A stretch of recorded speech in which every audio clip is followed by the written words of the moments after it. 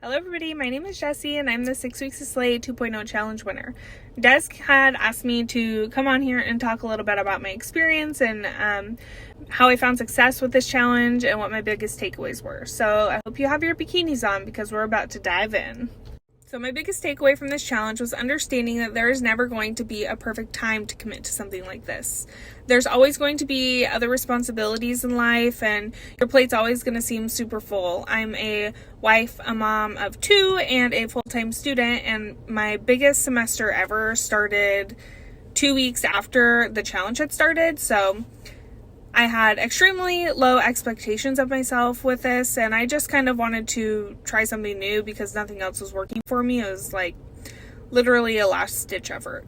The second big takeaway from this challenge for me was learning the art of a balanced lifestyle, which is an art. I have 2 daughters, which puts double the pressure on me to be a good example for them. I would never want to be doing something that I wouldn't want them to be doing, especially things like your mentality surrounding desserts or treat meals and how the misconception of those just totally hindering your success and you have to give up if you've had a treat or a cheat day. That's not true. I had many days where I ate many treats and I still saw massive success in this challenge.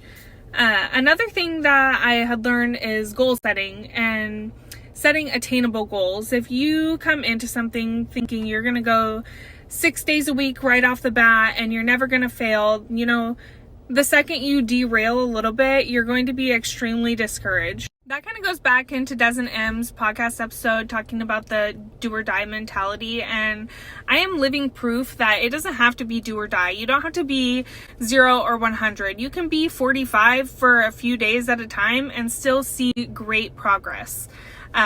This balanced lifestyle is definitely a long-term thing. You can't just give it 100 for a couple weeks and then give it 0 and expect to see consistent progress. I've learned that through this whole challenge, and that's something that is going to benefit me for the rest of my life. So here you are, you're living proof that you don't have to be 100 all the time.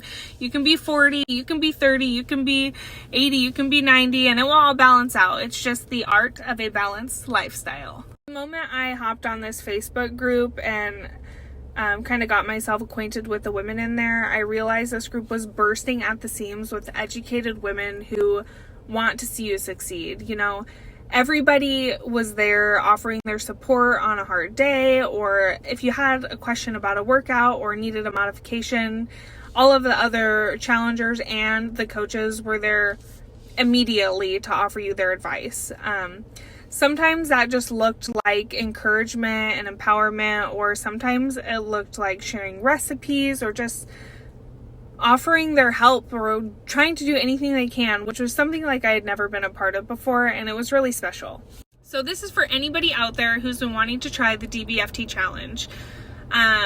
I'm somebody who was extremely hesitant and totally skeptic of the whole thing, and now I'm eating my words because that was literally the best thing I ever did for myself. Thank you, Des and Em and all of the coaches for all of your expertise and education. You are totally changing lives.